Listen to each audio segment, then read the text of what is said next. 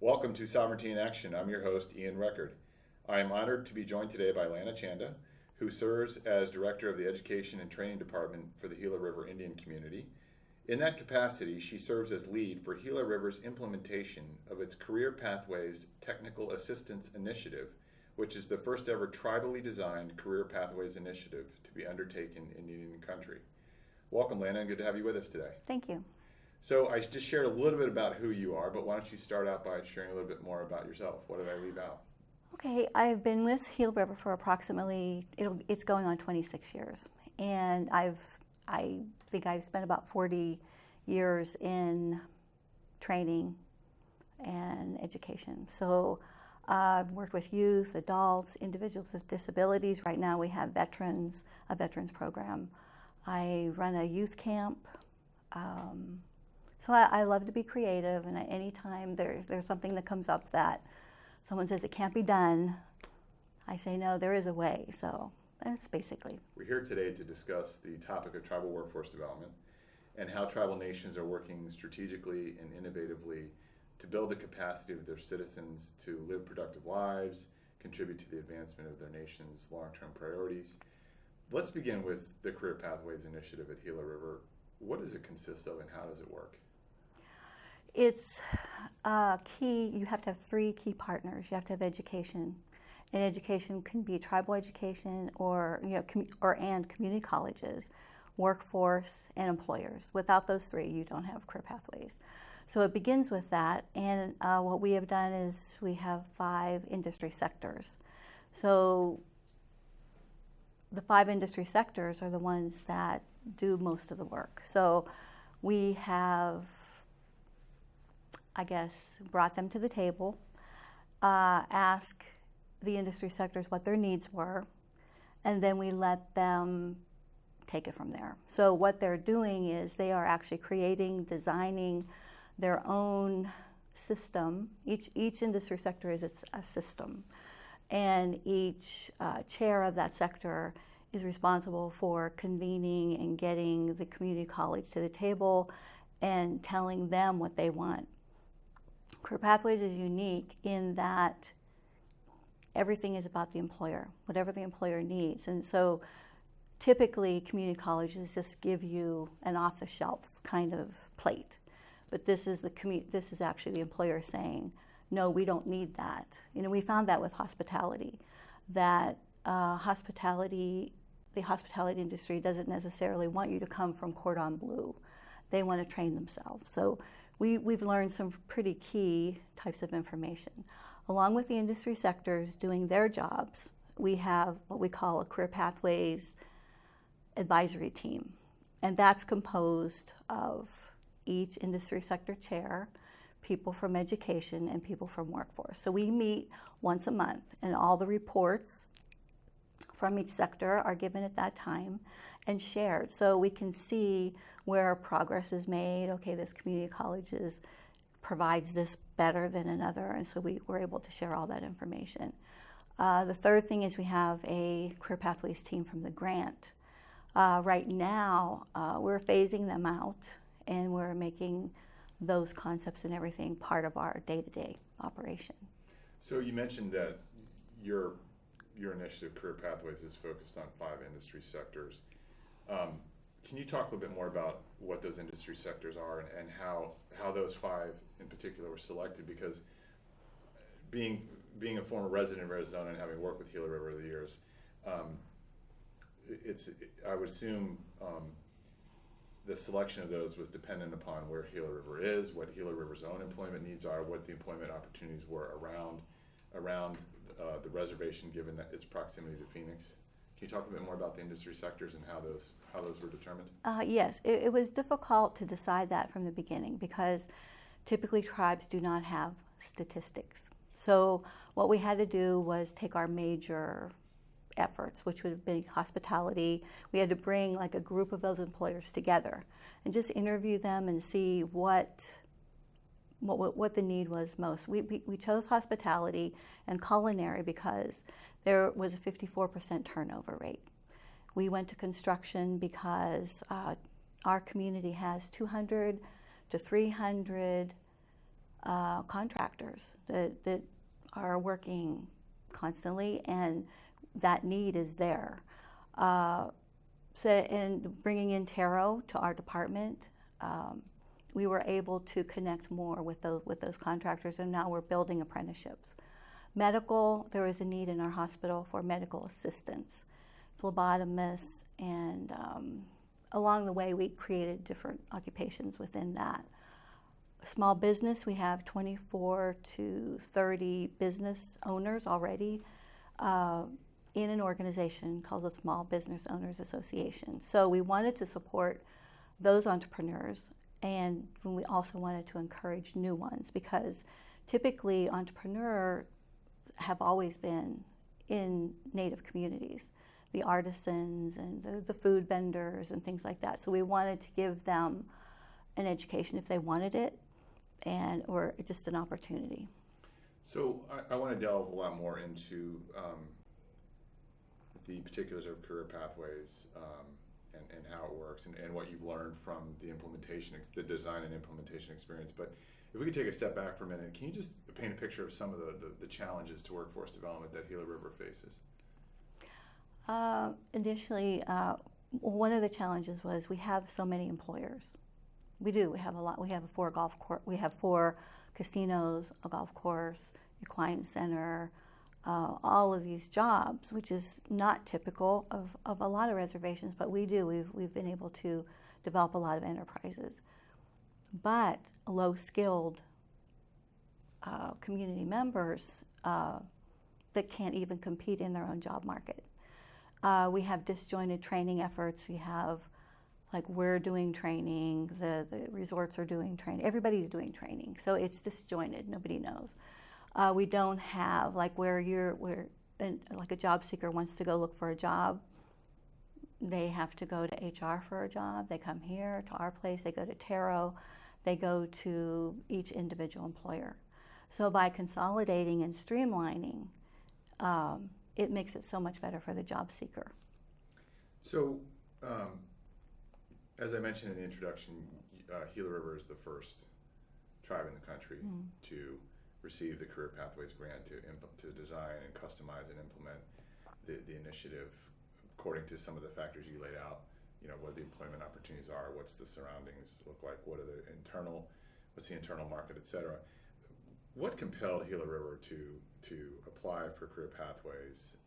What was sort of the reason behind it? What were you looking to strengthen, enhance, change by engaging in this? Well, the history is Angie Campbell from Department of Labor, the 166 WIA programs. Career Pathways has been around for a very long time, 10 years, 15 years. I really don't know where it all started, but, and she kept seeing opportunities coming down, and there was this one opportunity that's a technical assistance grant that was given, again, out to the states, ignoring the tribes, maybe not on purpose, but still not being offered to us. And so she demanded at that level that there be something for tribes. So they took one of the 10 spots and said, okay, this is going to be for tribes. So they wanted to select an Indian community and an Indian center. So they selected Tucson Indian Center and Gila River Indian Community. We didn't know if there was going to be a grant come out. We had no idea. But the concepts really hit us when we were being trained. We went to Washington, D.C., and we're trained. It's perfect. Career Pathways is perfect for Indian communities because a lot of the problems that the states have had over the years of not being able to, like, get partnerships together, the tribes don't have that problem because they are small communities. So it just seemed like a perfect fit for us. So when the grant came out, we made the application and we were successful. You said Career Pathways is perfect for tribes. It seems, from what I've learned about the approach so far, what you've just shared here today, that it provides tribes an opportunity to address the workforce development challenge in a comprehensive, holistic fashion. Yes. I wanted to delve a little bit more into that. You mentioned that everyone at Gila River was doing training, but it was disjointed. Not all the training folks were talking to one another, working in concert, using resources perhaps as efficiently and effectively as they could. Can you talk about what the the workforce development approach at Gila River look like prior to Career Pathways, and what Career Pathways is, how that has enabled you to change that approach? Well, initially we would have job seekers come in to our department, and we would just do what everybody else, job develop. Go to employer, say, can you hire this person? And so, they would hire or not, or so it's all individual. But when you actually engage employers in the possibility of designing their own training program and for them to actually design the employees that they want, they're on board.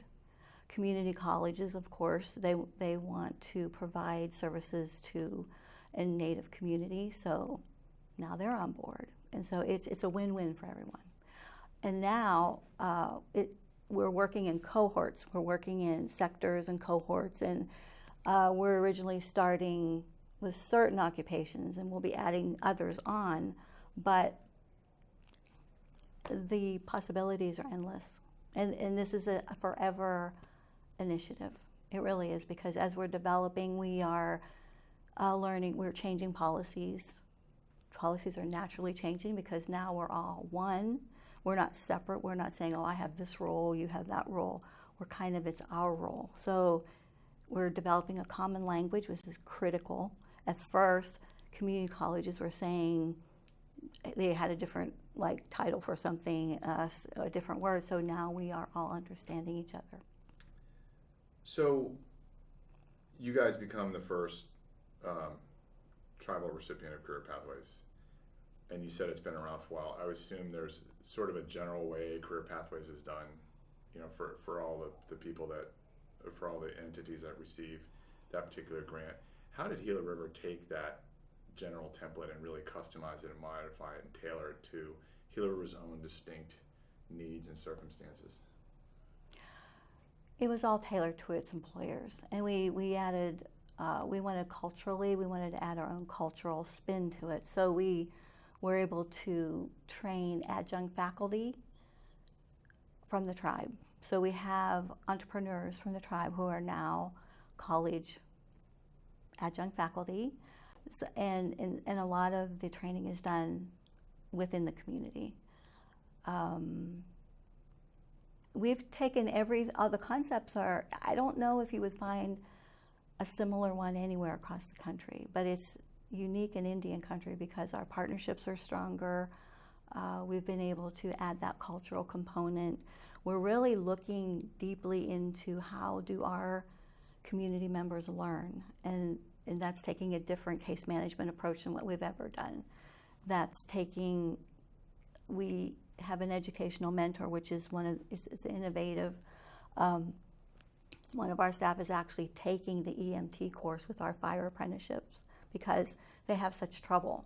So we're trying to see if it's the type of learning style or what it is. So he actually has passed through one class now and we're moving on to a second cohort.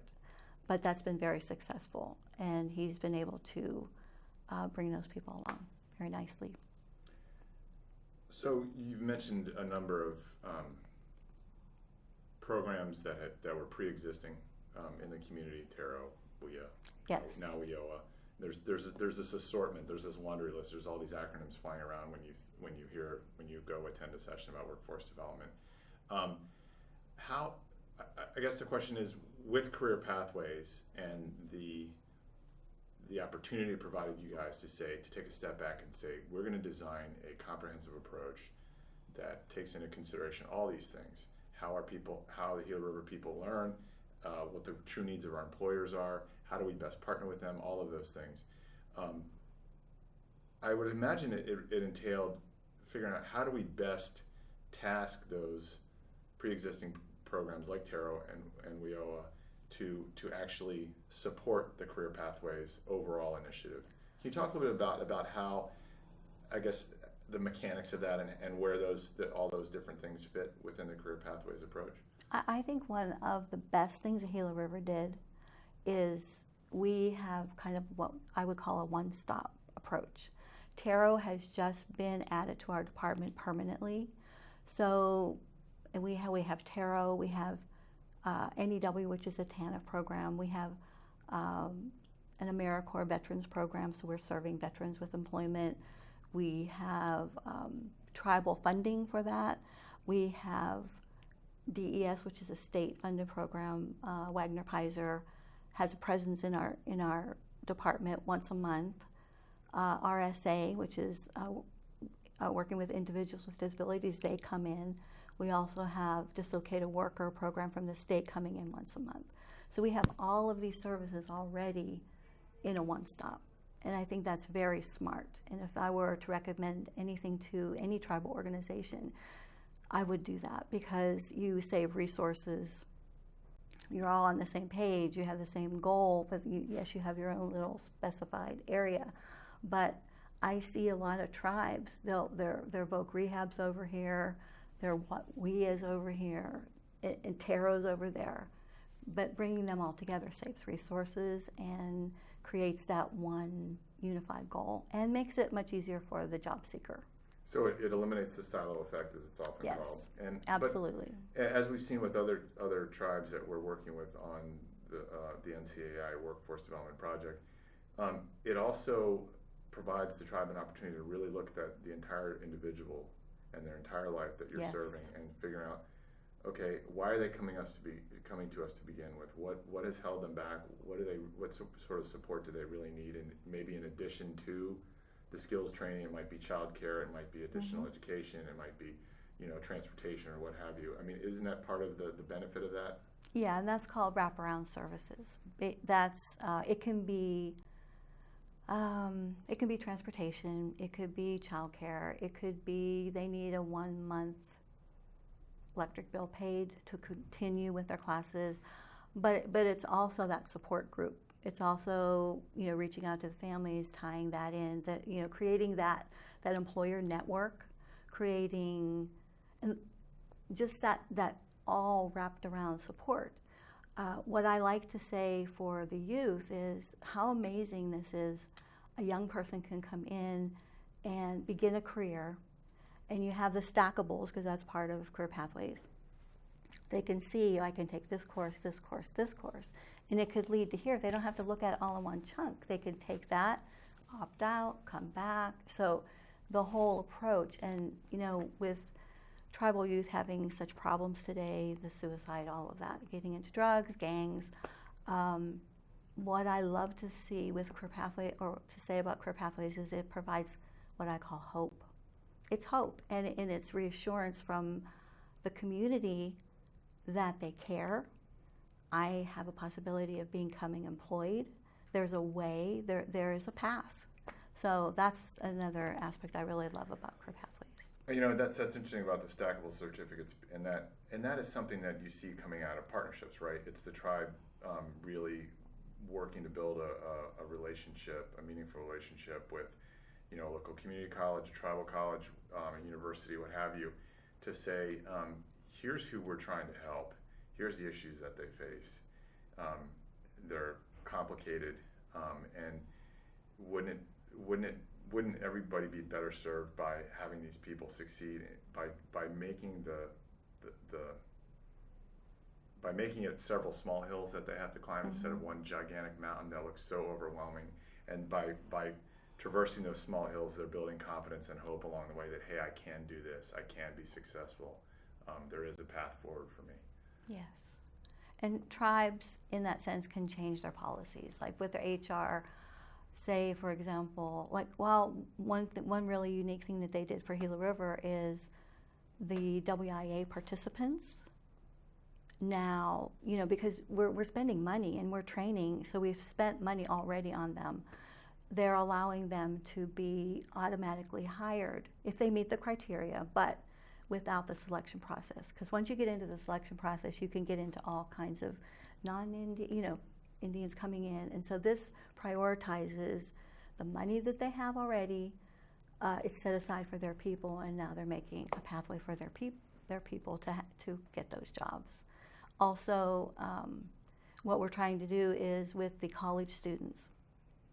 They come out of college and they don't have experience, so they can't compete.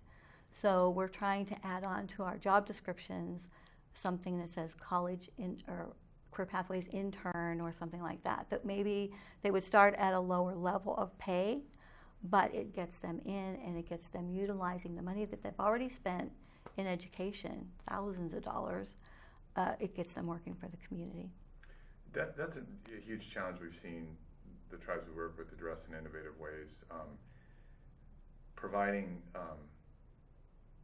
work experience opportunities, career exposure, internships, mentorships, where particularly young people can get exposed to different careers and say, I was interested in this at the beginning, but now that I've kind of had a taste of it, it's not really for me. And that in turn enables the tribe to be more efficient with how it invests its dollars, because it's not investing a 4 years of college scholarship money into somebody who won't end up in that field because they turns out they don't like it. I guess that gets to innovation. And my question is, what are, from your perspective, having been involved with the design of career pathways at Gila River, what are some of the most innovative aspects of the approach that you've developed? How is career pathways a product of outside the box thinking?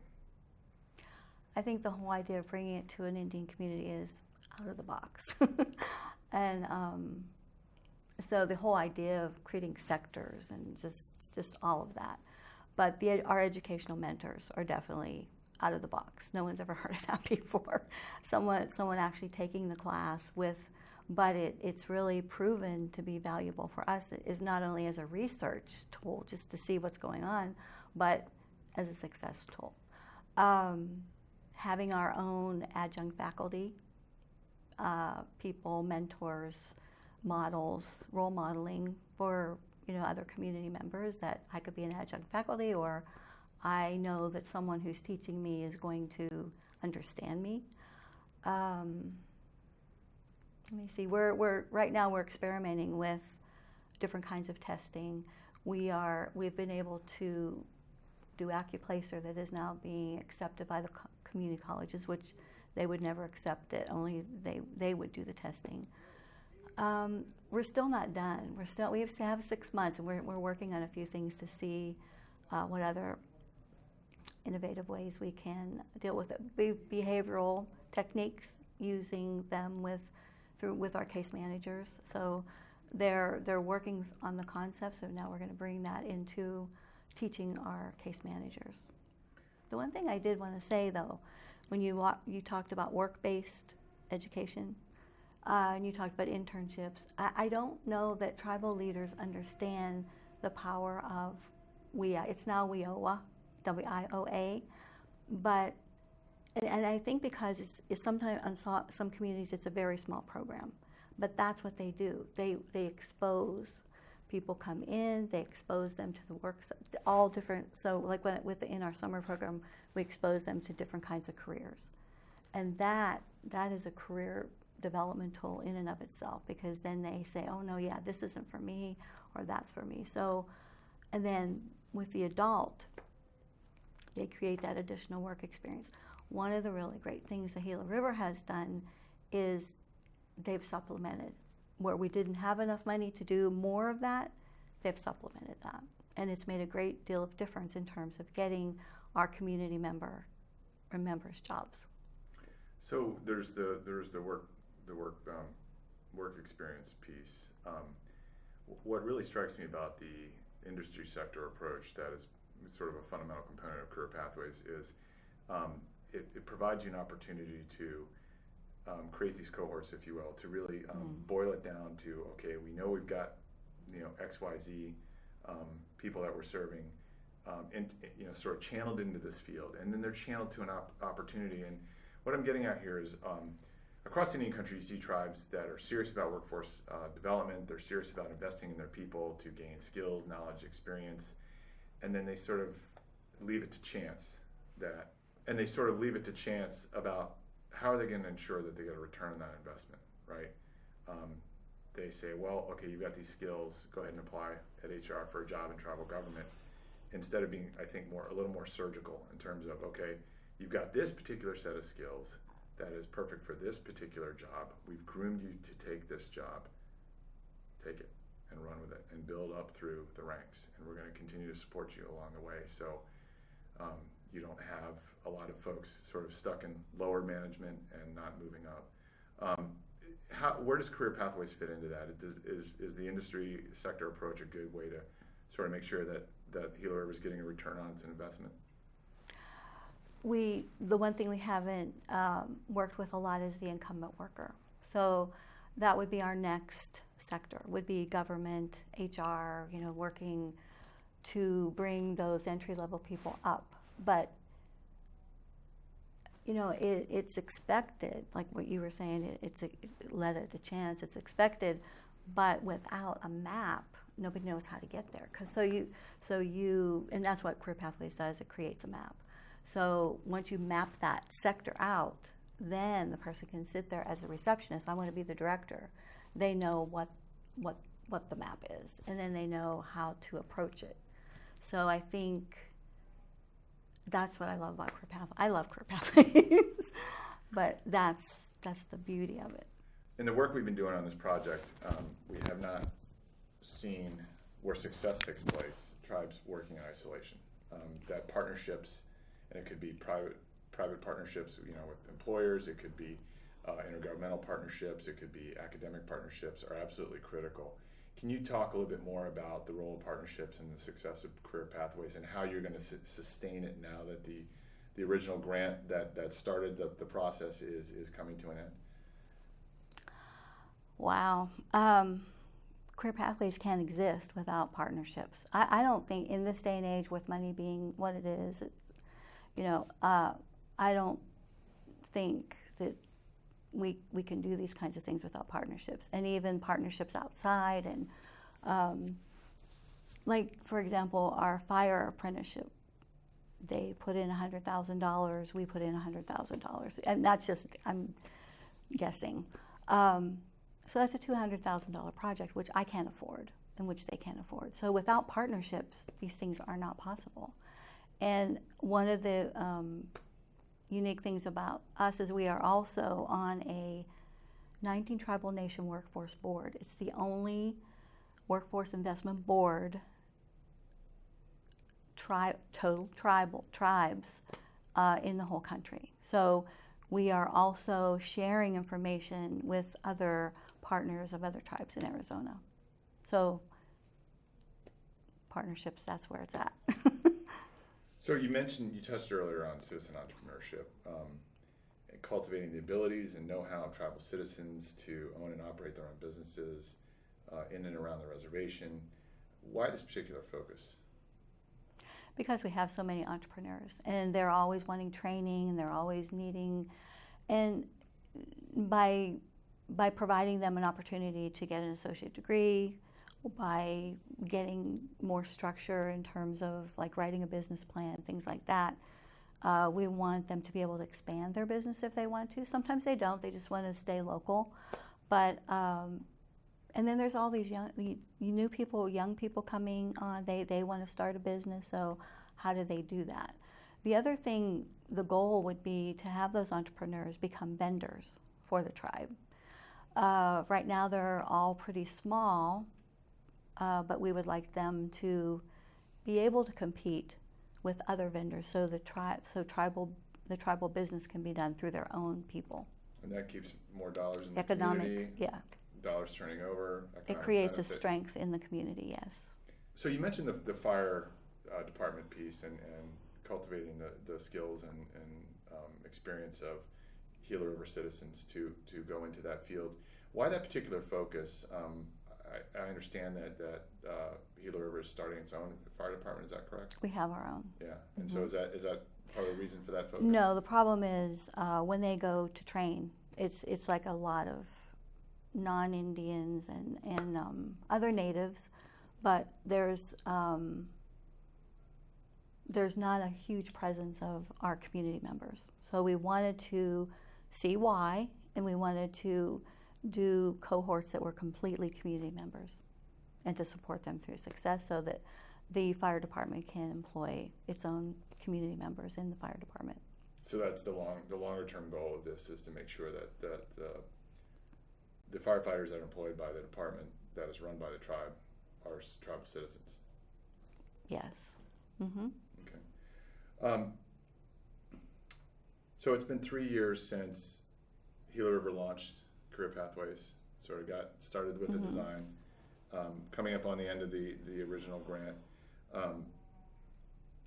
How has the community refined its approach based on the lessons it's learned thus far? I mean, I would assume that you spent quite a bit of time on and strategic thinking around how we're going to design this, but 3 years later, I'm sure there's some stuff that if you knew it back then, you would have designed it a little bit differently. So where's the refinement starting to take place?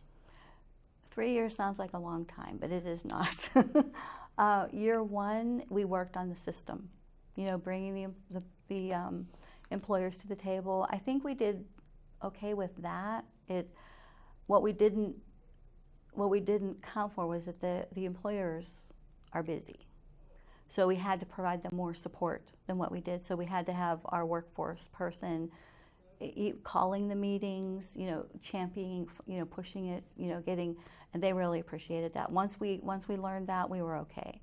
The other thing is bringing champions to the table, bringing people, bringing the highest level person you could, but also bringing that person who wasn't just going to go to another meeting, somebody who had bought into the vision, and someone who really wanted to do something. So we spun our wheels a few times with just people who were just there. But so we began to look for champions. Maybe they weren't the CEO, maybe they weren't the director, maybe they weren't, but we brought those people, and then things started to move. The other thing was not anticipating, even in-house, some of the language that, between education and between workforce. Total different language, total different way. Education takes it slow, workforce wants it fast. So just trying to merge those kinds of concepts and teach each side. So we had some difficulty there. But I would say if any tribe is wanting to get into this, one of the lessons learned for sure is bringing all those workforce programs together under either one person, within one division, something like that. So where's the I guess what has the community's role been? What has the elected leadership of Gila River's role been in getting this initiative on the road to success? I would assume, you're talking about transforming how you do workforce development. I would assume that there had to have been a conversation with the community ongoing, a conversation ongoing with elected leadership on should we do this, how should we do this, how should we sustain it, et cetera. Can you talk about that dynamic? We were very supported. We went to council. It's very, the whole concept is kind of complicated to explain just in 20 minutes before council, but giving them materials to read and things like that. They were 100% in support, and they still are. So they're willing to support it now. We have 6 positions. 3 will go away. March 30th is the end of this grant, and 3 will stay. So they're supporting, the continuance of it. At the time, it was my division manager. We had many, many conversations about how this could affect HR, and so just a whole lot of brainstorming. And she was at the table every month when we met. So, and elected leaders were invited to participate in those meetings too. So one final question. You mentioned in terms of lessons learned from your own experience in the 3 years of the implementation of Career Pathways, and one of the big ones being that this approach of consolidating your workforce development focused programs under one roof so they're all on the same page. What other advice would you give other tribal nations who perhaps are struggling with their own approaches, trying to figure out a better way? I would say to learn the concepts. We did a lot. We kept we did some research in the beginning. We had to keep going back to research the Career Pathways concepts. Use people like us. Come to Gila River, ask us questions. theirs won't be the same. They might have different challenges, but it's interesting once you bring your three components to the table. Miracles happen.